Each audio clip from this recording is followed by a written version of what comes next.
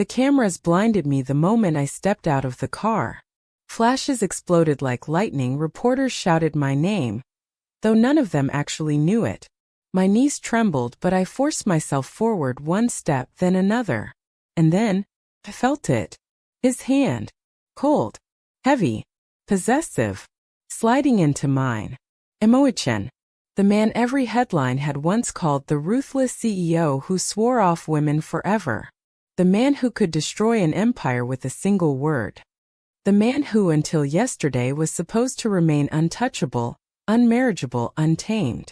Yet there he stood, tall, immovable, terrifying, walking beside me toward the registry office. And beside him me. Just an ordinary girl. Or so they thought. Is she a replacement escort? One reporter sneered.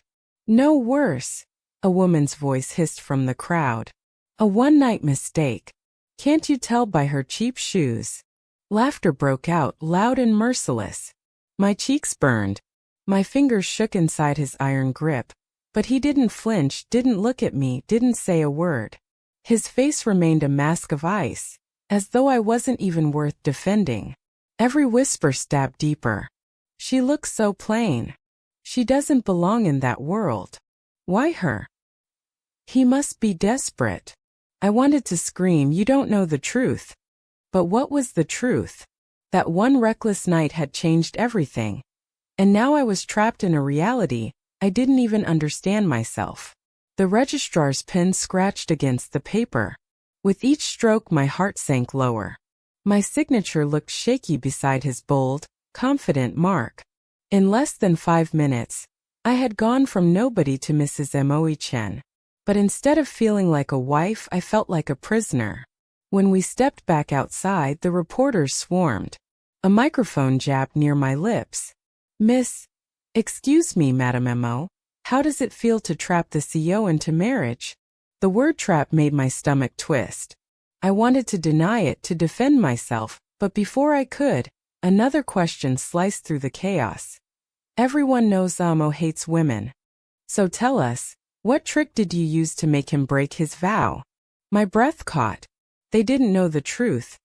That I hadn't used any tricks, that I hadn't planned anything, that our marriage itself was a mystery even to me. But I couldn't say that out loud. So I stood frozen, lips trembling, eyes stinging under the blinding lights. And beside me, Emoichin remained silent. Not a word.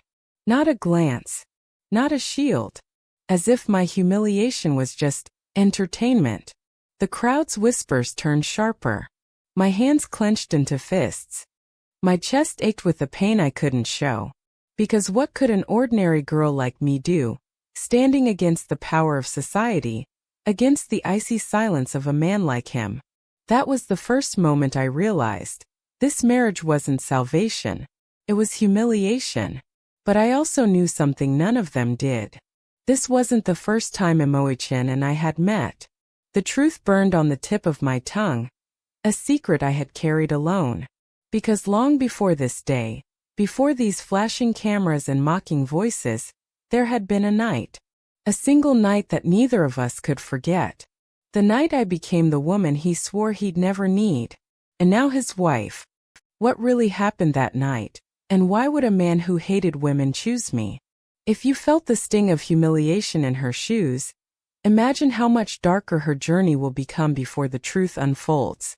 Don't miss what happens next.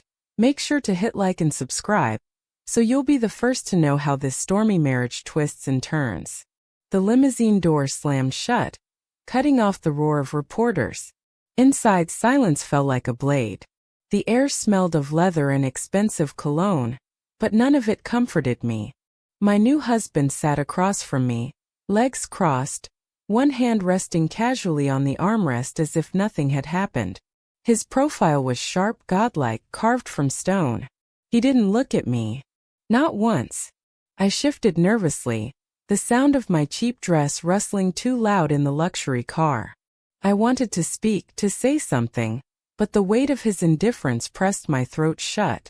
Finally I whispered, Why me?" His eyes slid toward me, glacial and unreadable. For a fleeting second I thought he might answer.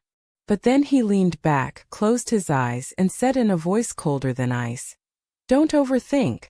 You're nothing more than convenience." The word convenience struck me harder than the reporter's mockery. My chest ached, my fingers dug into my palms. Convenience? That's all I was to him? I wanted to scream, "Do you remember that night? Do you remember me?" But the words died inside me, replaced by silence. The car rolled forward, and outside the tinted windows, the city buzzed. An entire world celebrating or condemning our sudden marriage. And I was the joke at the center of it.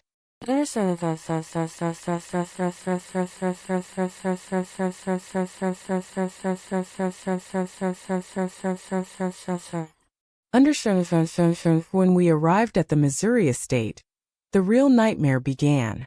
The gates opened onto a sprawling mansion, the kind I'd only seen in magazines. Marble pillars, sparkling chandeliers, gardens manicured like paintings.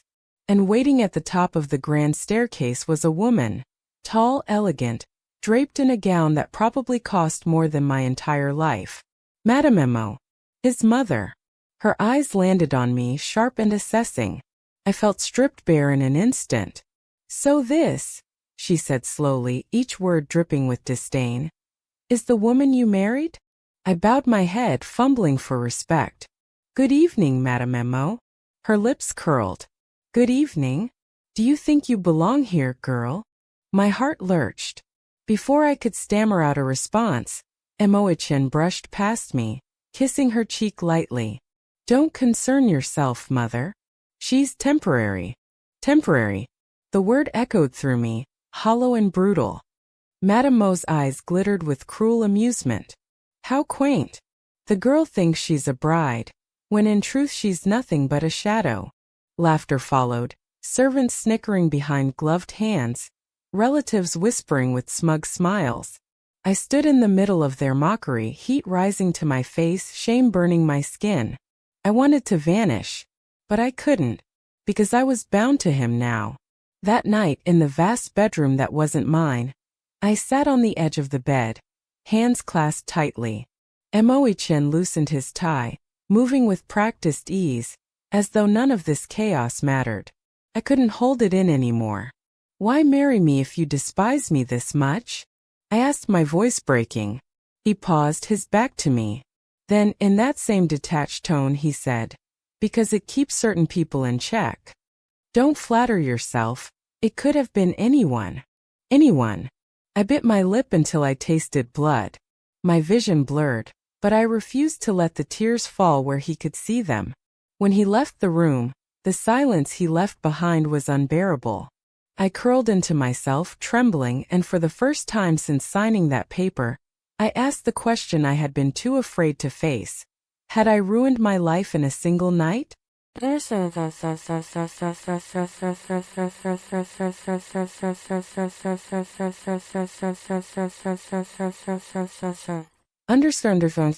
For the next morning, the humiliation became public. Headlines plastered across every newspaper and screen. Coldzio marries nobody, scandal or strategy? From one night stand to Mrs. Emo, the fall of an empire? Plain girl, powerful husband. How long before the divorce? At the cafe near the estate, I overheard the whispers. She must have trapped him with a child. No, she blackmailed him. Look at her. Does she even know how to use a fork at those banquets? Their laughter echoed like poison in my ears. And still Emo-chan said nothing. He let them ridicule me. He let the world believe I had clawed my way into his life like a parasite. But what they didn't know, the secret that twisted inside me, was that he had chosen this. He had chosen me. And yet he was determined to bury me in shame.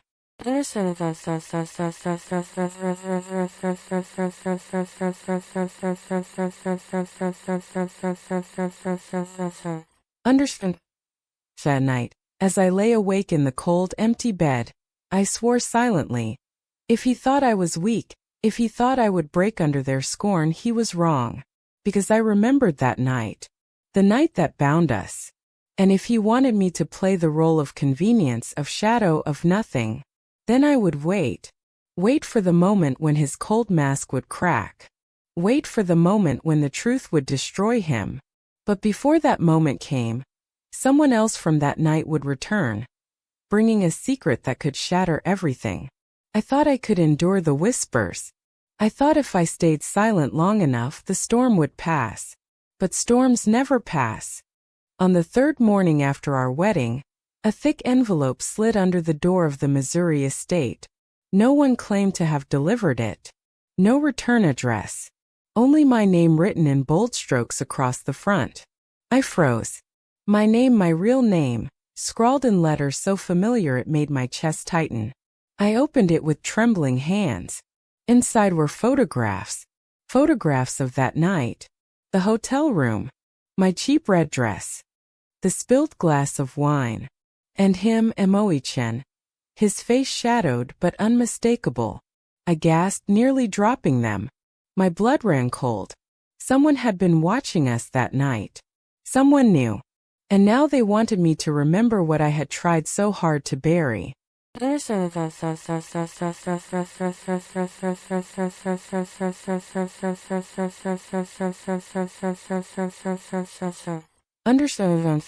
I hid the photos in my dresser, but my hands shook all morning.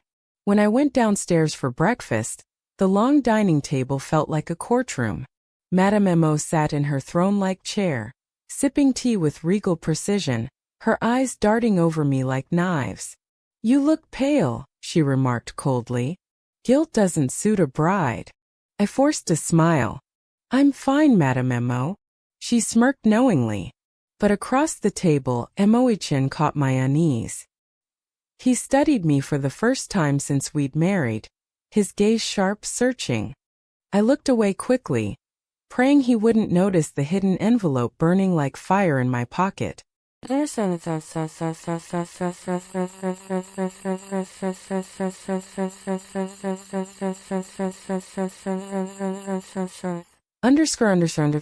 Later that afternoon, I sneaked out into the garden to breathe. The air was heavy with roses, but it did nothing to calm me. That's when a voice called my name. Soft. Familiar. "Lena." I spun around and nearly collapsed. Standing at the edge of the marble fountain was a man I thought I'd never see again. Jiangwei. My childhood friend. My first love. The boy who had left me without explanation years ago. He was older now, sharper, dressed in a crisp suit that screamed wealth and danger. But his eyes, those soft, sorrowful eyes, were the same. What are you doing here?" I stammered, my throat closing. He smiled bitterly. "I came because I heard the rumors. That you married him. That you're now Mrs. Emo." My knees weakened. He stepped closer, his gaze flicking to the mansion behind me.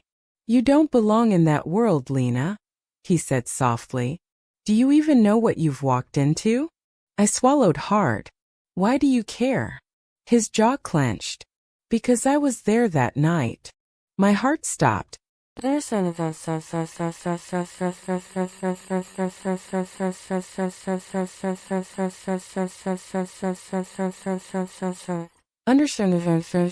Before I could respond, heavy footsteps crunched against the gravel. I turned. Emoichin stood there, his eyes burning like fire, his jaw tight. "What is this?" His voice was low, dangerous. Jiang Wei's smirk returned, but his eyes stayed on me. "Just catching up with an old friend. Or perhaps reminding your wife of the truth." Emoichin's gaze shot to me. For the first time there was no indifference, no coldness, only something raw, something sharp. "Inside. Now." His command cut through the air. I hesitated, glancing between them, my chest twisting painfully. Jiang Wei's hand twitched as if he wanted to reach for me, but he didn't. He only said, "Lena, don't forget. Truth always resurfaces." My breath caught. I turned and followed Emoichin back into the mansion, the weight of both men's eyes pressing into me like chains.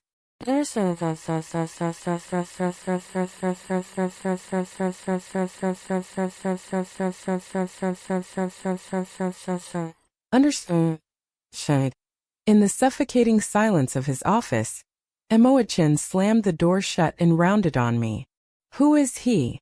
His voice cracked like thunder. I flinched. An old friend. Nothing more. Nothing more. His laugh was harsh, humorless. Then why did he say that night as if it meant something? My chest heaved. My lips trembled. Because it did mean something. It meant everything. But I couldn't tell him. Not yet. So I whispered. You wouldn't believe me even if I told you. His fists clenched. He stepped closer, so close I could feel the fury radiating from his body. Try me, he growled. My lips parted, but before I could speak the office phone rang sharp and shrill. He grabbed it. A few clipped words later, he hung up, his eyes even darker than before. Congratulations, Mrs. M.O., he said coldly. Your humiliation is far from over. Tonight you'll attend your first gala as my wife. Let's see how long you last in the lion's den. And with that he walked out, leaving me trembling, broken, and clutching the secret that could ruin us both.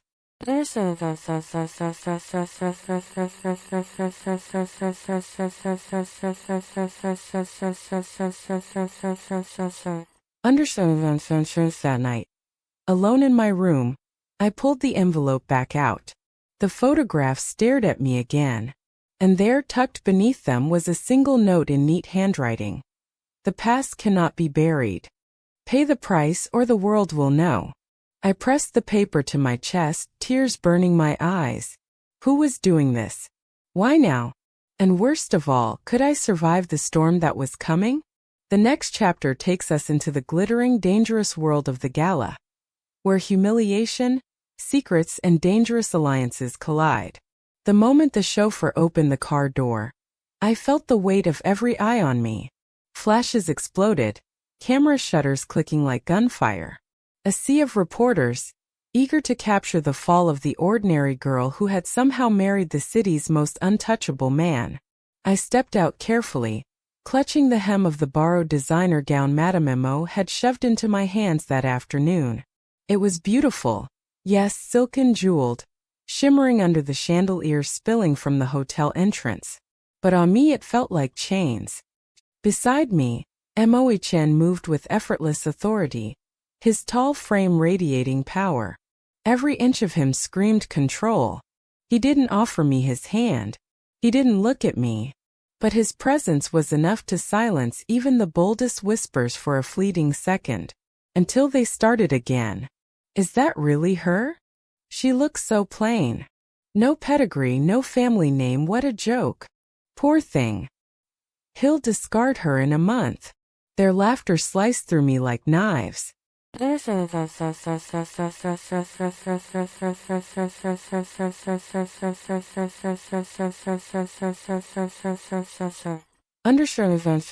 Inside the grand ballroom, the humiliation only sharpened.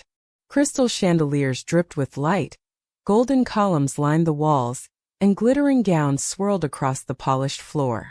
Women in diamonds gave me once-over looks dripping with disdain. Men smirked, whispering behind glasses of champagne. I forced myself to keep walking, my arm stiff at my side. Emo-chan moved as though none of it touched him. But his silence burned me more than their words. I wanted to scream, to tell them all that they didn't know me, that they didn't know what I had endured. But my throat closed around the words. Mrs. M.O., a honeyed voice suddenly purred. I turned to see Sui-ran, Emo-chan's rumored ex-flame, gliding toward us. She was radiant, dressed in a gown of blood-red silk that clung to every perfect curve. Her smile was soft, but her eyes glittered with venom. What a surprise, she said, letting her gaze sweep over me from head to toe, deliberately pausing at the hem of my dress. Ichin, I must say, your taste has certainly changed. A ripple of laughter followed from the small circle of socialites gathered behind her. I clenched my fists so tightly my nails dug into my palms. Emo-chan's jaw tightened. He didn't speak. And that silence, his refusal to defend me, was the cruelest cut of all.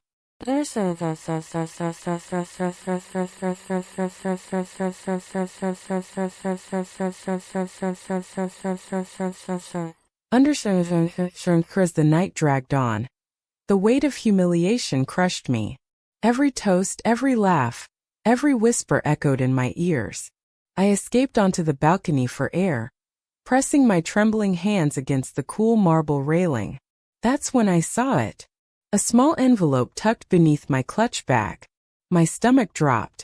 I snatched it up, glancing around. The balcony was empty. With trembling fingers, I unfolded it. Inside was another photograph. This time not of me, but of Jiang Wei, standing outside the hotel from that night, watching. And beneath the photograph, a single line of text. The truth belongs to me. Obey or you will lose everything. My vision blurred. My lungs seized. Who was doing this? Who hated me enough to destroy me piece by piece?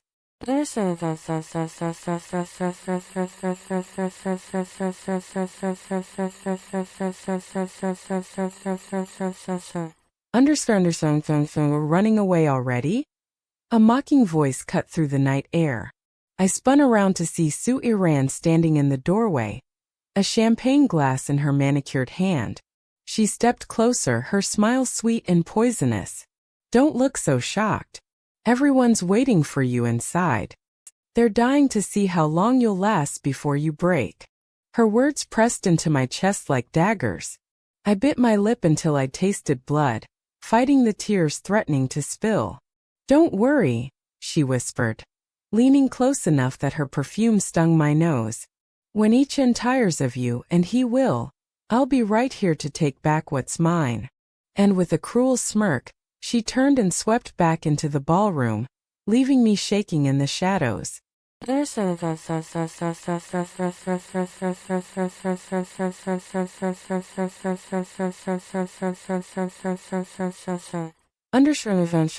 By the time I returned to the ballroom, the dancing had begun.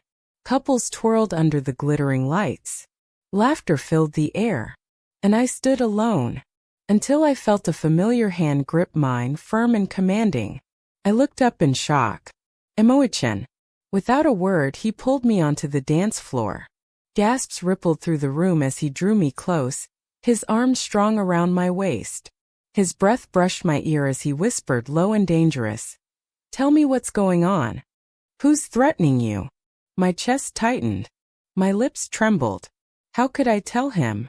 That our marriage, our humiliation, our future, everything was already tangled in a web of lies from that one night? The music swelled. The eyes of the entire ballroom burned into me.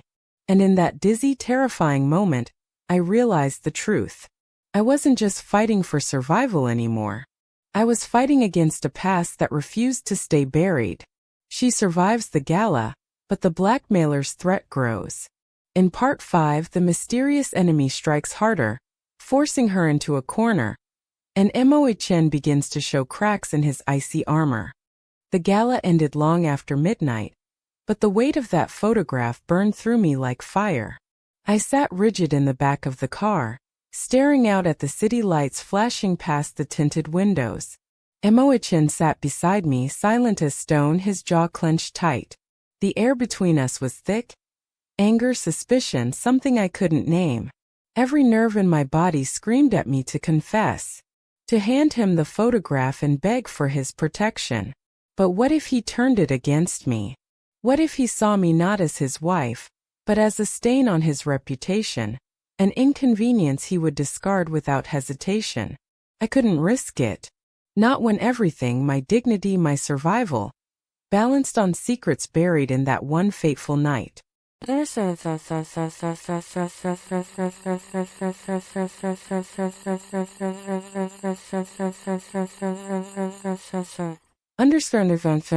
When we reached the mansion, I rushed to my room.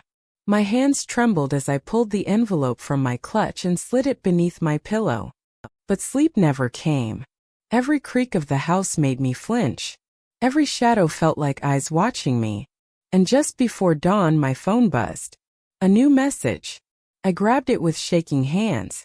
You belong to me. Don't forget whose hands touched you first.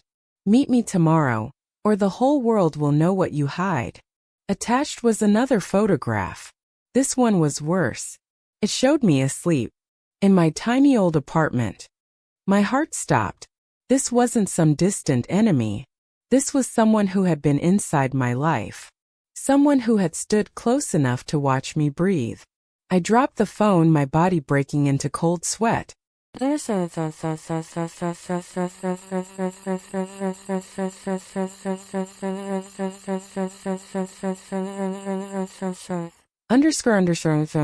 the next morning, I forced myself into the dining hall.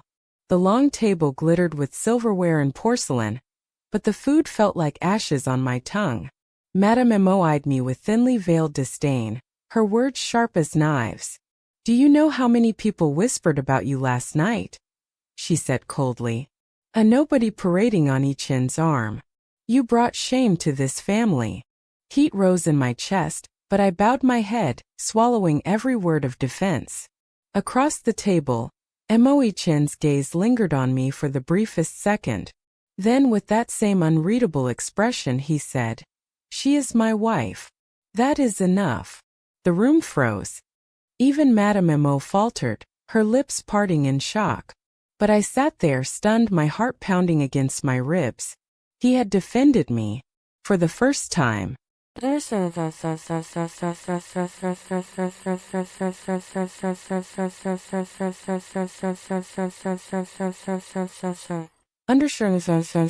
Night. I slipped out of the mansion. The blackmailer's words clawed at me. I had no choice. The city streets were alive with neon, but I walked with heavy steps to the address sent in the message. A deserted warehouse on the outskirts. The door creaked open and I stepped into the shadows. Finally, a low voice murmured, and then he stepped forward. Jiang Wei. My blood ran cold. The man from that night. The man I thought I would never see again. His smile was twisted, his eyes burning with something dark. You thought you could forget me, he whispered. You thought one night could be erased? No, darling. You're mine. You always were. I stumbled back, my breath choking me. You don't belong in his mansion. You don't belong at his side. You belong here with me. And if you don't, I'll make sure Emo-Ichin knows exactly what you've been hiding. His words coiled around my throat like a noose.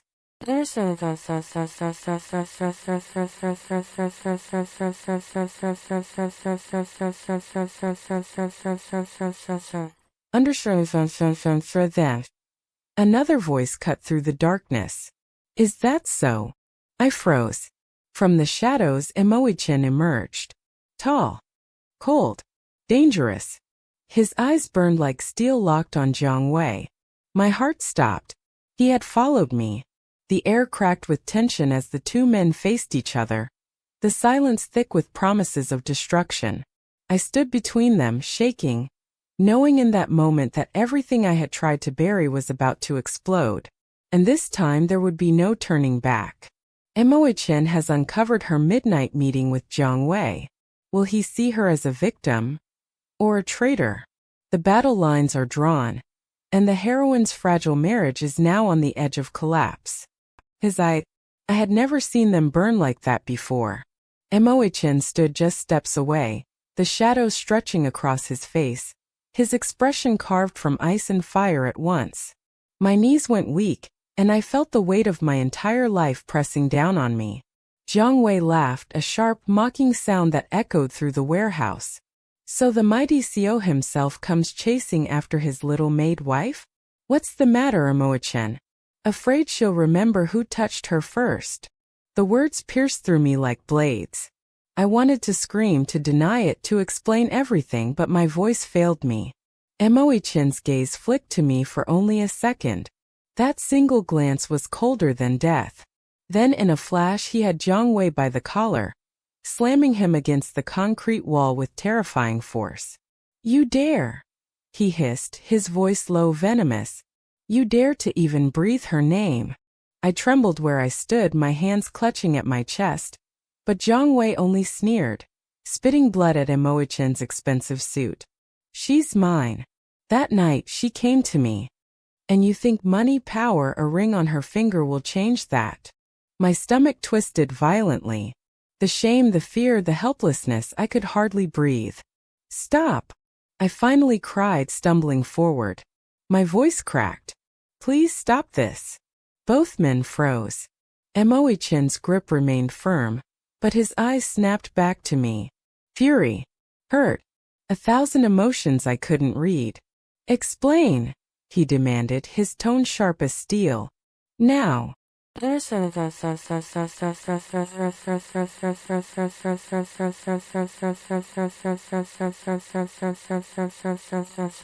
Under my lips trembled. Words tangled in my throat.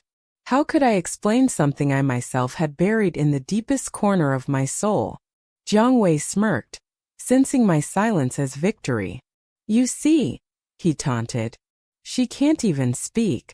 She remembers. She remembers everything. Emoichin shoved him back, but his eyes stayed on me. And in that moment the silence was worse than his rage. I trusted you, he said, his voice quieter now but cutting even deeper. I defended you before my family, my company, and you meet him behind my back? My vision blurred with tears. I dropped to my knees, shaking my head. No, I whispered. No, it's not what you think. I didn't choose him. That night, it wasn't what it seemed. But even as I spoke, I knew how hollow it sounded. How could he believe me when I couldn't bring myself to say the whole truth?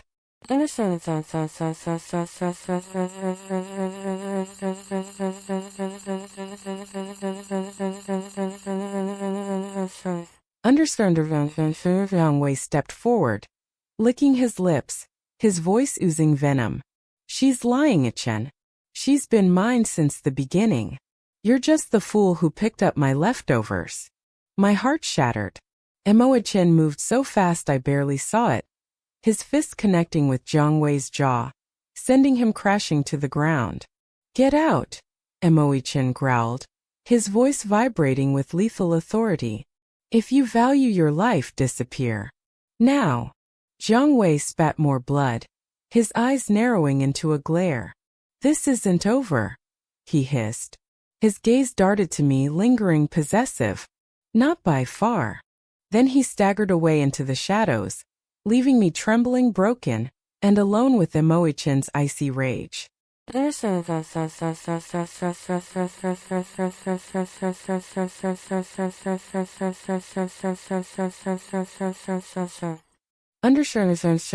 The silence that followed was unbearable. He turned to me slowly, his expression unreadable. My heart pounded against my ribs so hard I thought it would break free. Why? He finally said, his voice low and dangerous. Why were you here? With him. I opened my mouth, but the words tangled again. I was blackmailed. He threatened me. Emoichin's hand shot up, silencing me with a sharp gesture. Enough. His voice was final, like a gavel striking. Tears spilled down my cheeks. My knees ached against the cold concrete floor, but I didn't move.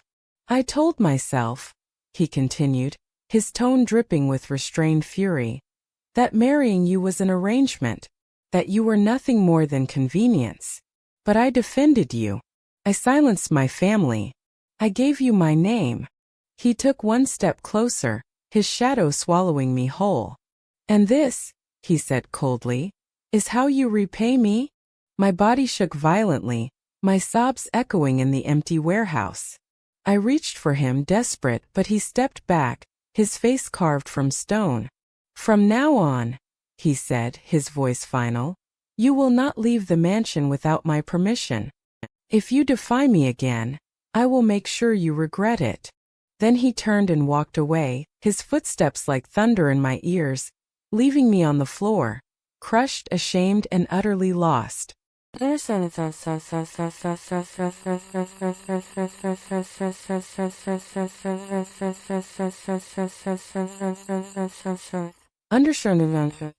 night, I sat alone in my room, staring at the moonlight spilling across the floor. He didn't believe me. He thought I betrayed him.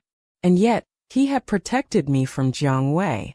I clutched my chest, my heart torn in two. Mo Chen's wrath had destroyed me, but beneath it, I felt something else. Something darker, more dangerous. Possession. And I knew. This was only the beginning. Mo Chen no longer trusts her. He locks her down in his world, turning protection into a gilded cage. The heroine feels trapped between his wrath and Jiang Wei's looming threat. The mansion had always been intimidating, but after that night it became unbearable. Every gilded wall, every polished marble floor, every crystal chandelier seemed to watch me, reminding me of my shame. The place sparkled with wealth, yet to me it felt like a cage, beautiful, suffocating, inescapable. Mo Chen had kept his word. Guards were stationed discreetly at the gates. The driver no longer asked me where I wished to go. He only said, "The CEO instructed you are to remain inside." Even the maids seemed different now, polite but cautious, as though touching me with too much kindness might cost them their jobs. I was trapped. And the cruelest part was it wasn't chains that bound me. It was his distrust. For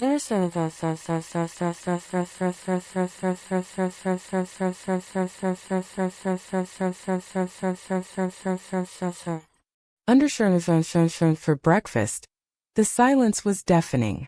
The table stretched long, filled with dishes fit for royalty, yet I couldn't swallow a single bite. Across from me, Mo Chen sat like a statue, his suit immaculate, his eyes fixed on his phone. He didn't look at me once. I forced myself to speak. "Good morning." Nothing. Not even a nod. I tried again. "About that night you misunderstood." His hand hit the table suddenly, making the porcelain tremble. My words died in my throat. He lifted his eyes, sharp and cold. "Do not speak of it again. Not unless you want me to forget every ounce of patience I still have for you." The room felt colder than winter. I lowered my head, my lips trembling. I wanted to scream, to fight, to demand he listen. But instead I whispered, "Yes." And in that moment I realized, my marriage had become a sentence.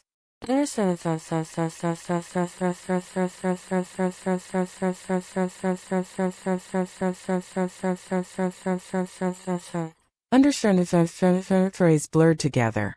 I wandered the mansion's endless corridors, feeling like a ghost in my own home. The garden outside bloomed with roses, but the gates were always locked.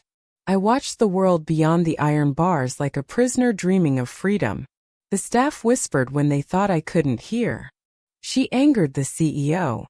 They say he caught her with another man. She won't last long." Each word cut deeper than any blade. At night, I lay in the massive bed alone, staring at the ceiling. Sometimes I thought I heard Mo Chen's footsteps pause outside the door, lingering, but he never came inside.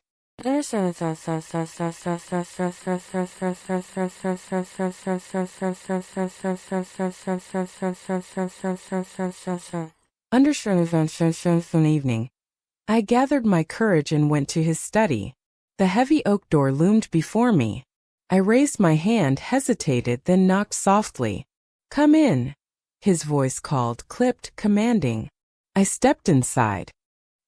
He sat behind his desk, papers spread before him, but his eyes immediately locked on me. Sharp. Guarded. "What is it?" he asked flatly. I clutched my hands together, my knees trembling. I wanted to talk. Please just listen to me. That night with Jiang Wei, it wasn't my choice. He blackmailed me. His hand clenched around his pen. "Enough." I froze. He rose slowly, circling the desk until he stood directly before me. His presence was overwhelming, filling the air with heat and danger. "You think excuses will change what I saw?" His voice was low, each word deliberate. "You think tears will erase the image burned into my mind?" Tears blurred my vision. "I'm telling the truth." He leaned down, his face so close I could feel his breath. "Then prove it," he whispered. My heart stopped. Prove your loyalty. Prove you belong to me and me alone. His eyes searched mine not with tenderness, but with an intensity that shook me to my core. Was this a test? A demand? A punishment? I didn't know. All I knew was that Emoichin no longer trusted words. He wanted something else, something dangerous, something that could destroy me if I gave in. Under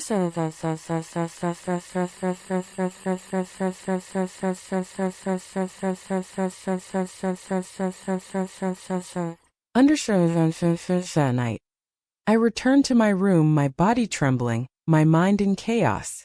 He was angry, yes, but beneath the fury I saw it, a crack. A flicker of something he was trying to bury. Fear.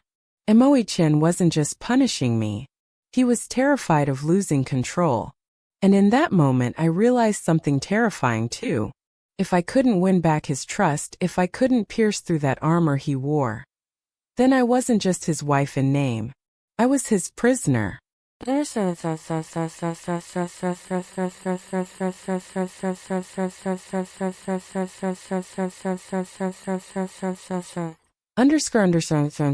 the next morning, the newspapers arrived.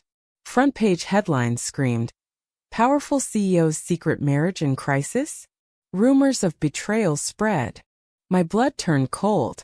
This wasn't just about us anymore. The world knew. The wolves outside were circling, hungry for blood. And suddenly I understood. Emoichin didn't just lock me away because of anger. He locked me away because now I was the crack in his empire. And cracks get destroyed. Rumors of betrayal have gone public. The heroine's isolation deepens, and she fears Emoichin's wrath may turn from punishment into total erasure of her existence. The walls of the mansion no longer kept me safe. They kept me hidden. And outside those gates, the world was tearing me apart. The morning after the headlines hit, I found the staff gathered in hushed whispers, their eyes flicking toward me like I was a scandal walking on two legs. I wanted to shout, to explain, to tear apart every vicious word printed in those tabloids. But what was the use? The world had already decided.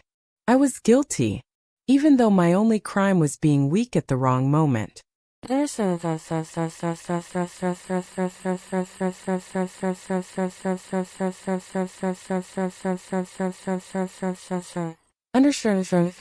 And didn't come home that night.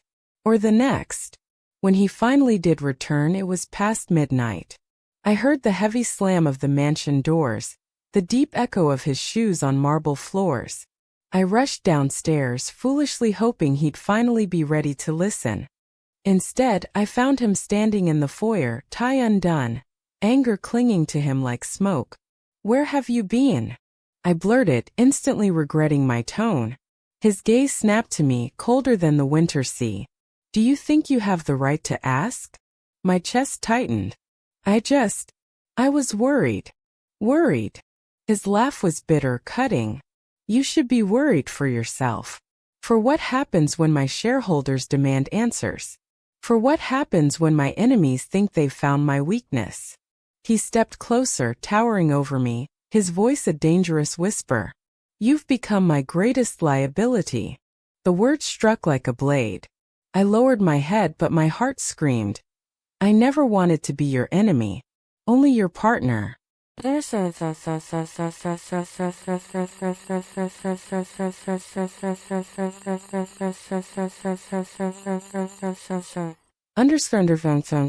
next day, I was summoned to the company. It wasn't a request, it was an order. The car drove me straight to Emoichin's headquarters, a towering glass fortress in the center of the city. As I stepped into the lobby, all eyes turned, some curious, some mocking, some pitying. The whispers started immediately. "That's her, the fake wife. Beautiful but dirty. I wonder how long until he throws her out." Each word burned, but I kept walking, forcing my chin high. I would not let them see me break.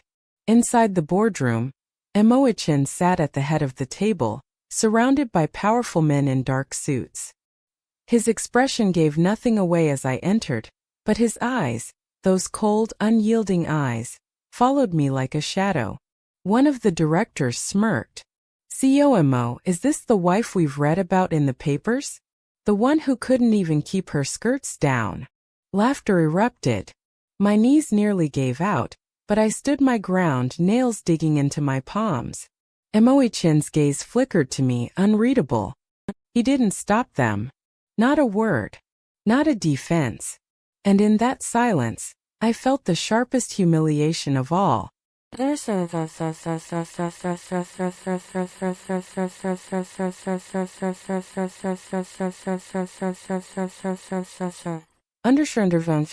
After the meeting, I confronted him.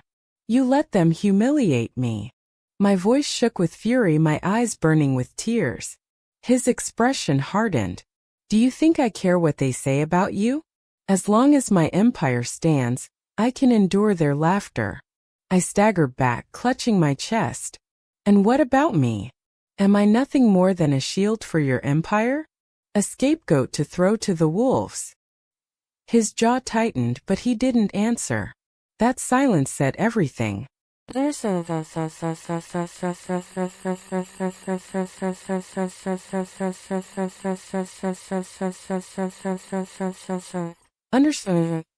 That night, I stood before the mirror, staring at the pale, trembling girl looking back at me.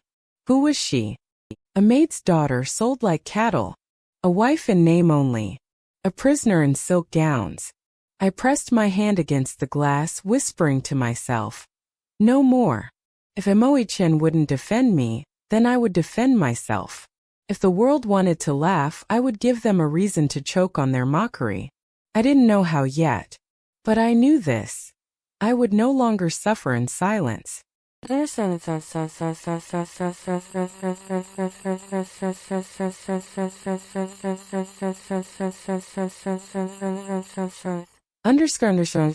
For the next morning, I walked into the mansion's grand hall with steady steps.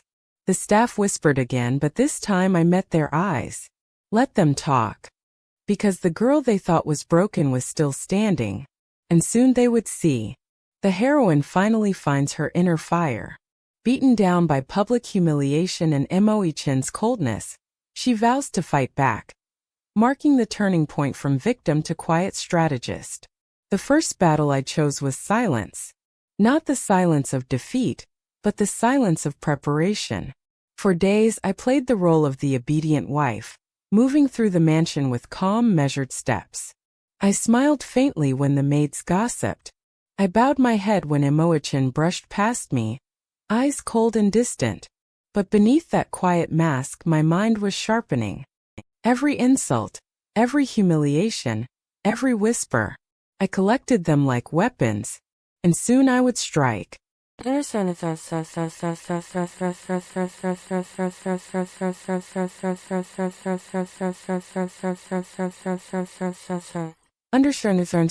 First started small. The same board members who mocked me at that humiliating meeting thought I was weak, thought I would keep my head bowed forever.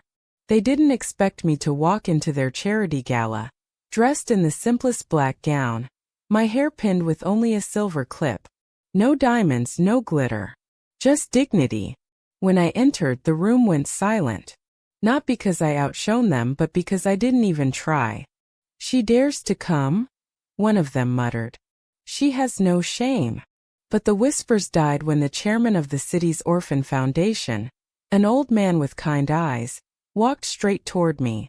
Mrs. M.O., he said warmly, loud enough for everyone to hear. Thank you for your anonymous donation. The children's new dormitory will carry your name. Gasps rippled through the hall. Their eyes widened. Their laughter choked. I hadn't given them gossip tonight. I had given them respect.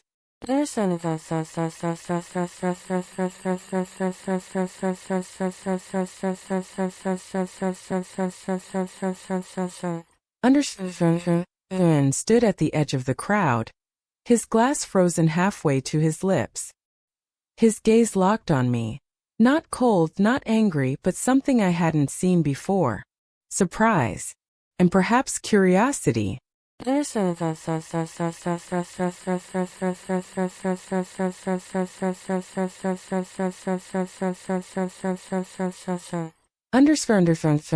the next strike came days later. One of the maids had been feeding rumors to the tabloids. I found the evidence tucked in her apron pocket, a crumpled envelope filled with cash. The old me would have handed it to Emo-chan, begging for his help. But not this time. This time I called the staff into the hall myself. "You think I don't know who's been selling my life for coins?" I said, voice steady, eyes scanning their faces. Shall I read her name aloud? The guilty maid trembled, tears spilling down her cheeks. She fell to her knees, confessing before everyone. The others gasped, glancing at me with something new in their eyes. Not pity, not scorn, but fear. That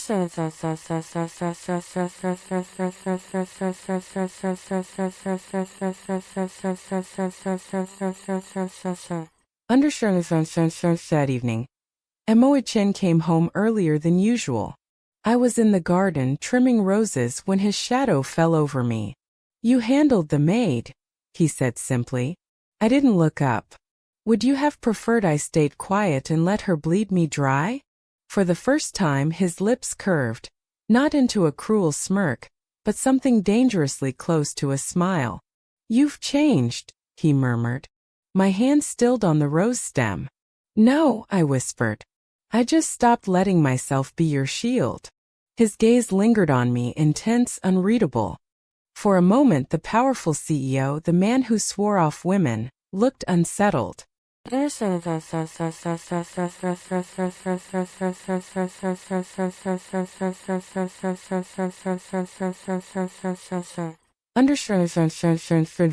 are never without cost. The more I stood tall, the more the outside world turned to watch. Reporters began chasing me for interviews. Socialites whispered that perhaps I wasn't just a nobody. And with that attention came danger. One night, as I walked back from the foundation, a black car pulled up beside me. The window slid down and a voice I recognized, low, mocking, called out, "You've learned a few tricks, little girl. But do you really think Emo-chan's world will ever accept you?" It was one of his rivals, a man who smelled of expensive cologne and blood. Before I could reply, the car sped off, leaving me trembling on the curb. I clutched my bag, heart racing. The war I had stepped into was bigger than humiliation, bigger than marriage. It was a war of power, and I was standing in the middle. Back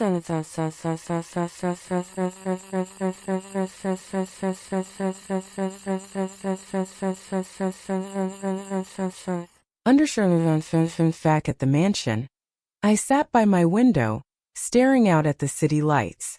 For the first time, I wasn't just afraid of losing dignity. I was afraid of losing myself. But then I remembered Emo-chan's eyes at the gala. The shock. The curiosity. The way his walls cracked, if only for a second. Maybe, just maybe, I had more power over him than I realized. And if I played this right, it wouldn't just be about survival anymore. It would be about winning.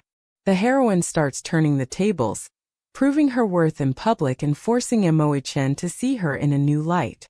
But powerful enemies are circling, and her heart is beginning to notice the cracks in his armor. The storm broke on a night when the city glowed with neon and thunder. I was standing beside Emo-chan at the shareholder banquet, our first true appearance as husband and wife, when the enemy struck. One moment, the hall was filled with music and laughter. The next, the giant screen lit up with photographs. Me, at 18. Scrubbing floors. Carrying trash bags. Working in the very cafe where they mocked me. "Do you see?" The rival's voice boomed. "This is the woman who dares to sit beside Emo-chan. A lowly cleaner. An ordinary nobody. Is this the future, Madame Emo?" Gasps rippled like knives. Some laughed. Some sneered. The whispers were deafening. I felt every eye burn into me. Every sneer cut through my skin. My knees trembled, but I forced them to lock. My heart pounded, but I made it beat steady. This was it, the final humiliation. And yet, I did not bow.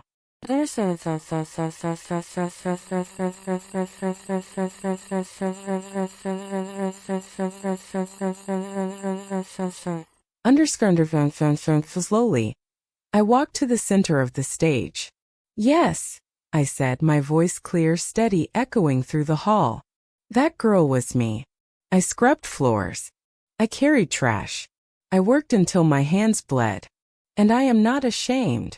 Silence. Because every scar, every humiliation, every night I cried alone, made me who I am today. My chest rose. My eyes swept over the crowd. You call me ordinary. But I am stronger than your diamonds, your empty laughter, your cruel games. I am not afraid of where I came from. And I will not apologize for it. The whispers died. One by one their eyes lowered.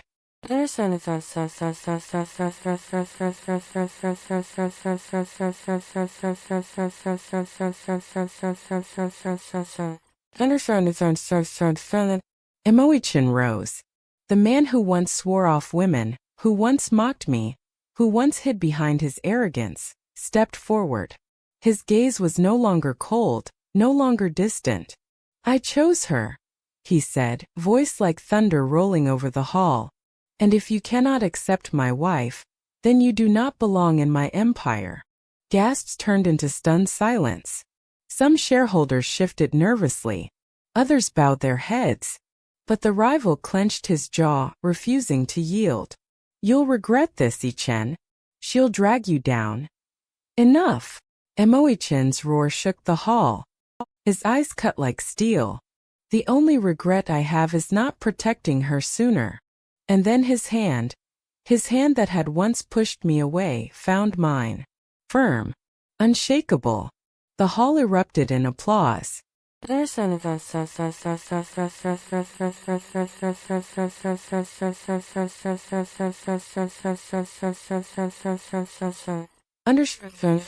Later that night, when the banquet ended and the city lights faded, I found myself on the balcony of our mansion.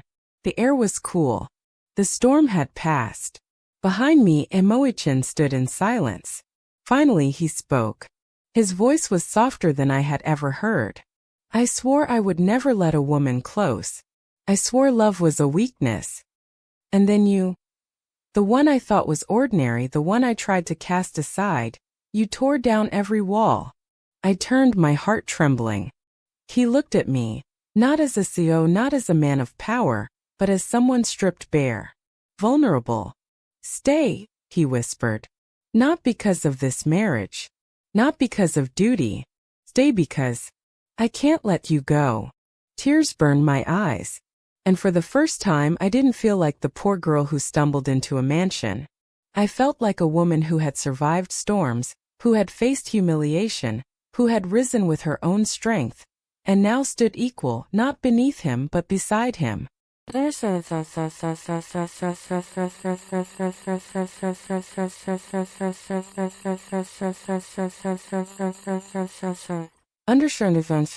Weeks later, I visited the orphanage again. The children ran to me, their laughter filling the air. The old chairman smiled, patting my shoulder. Madam M.O., he said gently, your story gives them hope. I knelt among the children, their small hands tugging at mine. My heart ached, but in the sweetest way. I wasn't just a wife. I wasn't just a survivor. I was living proof that even the most ordinary girl, pushed into the cruelest of storms, could rise.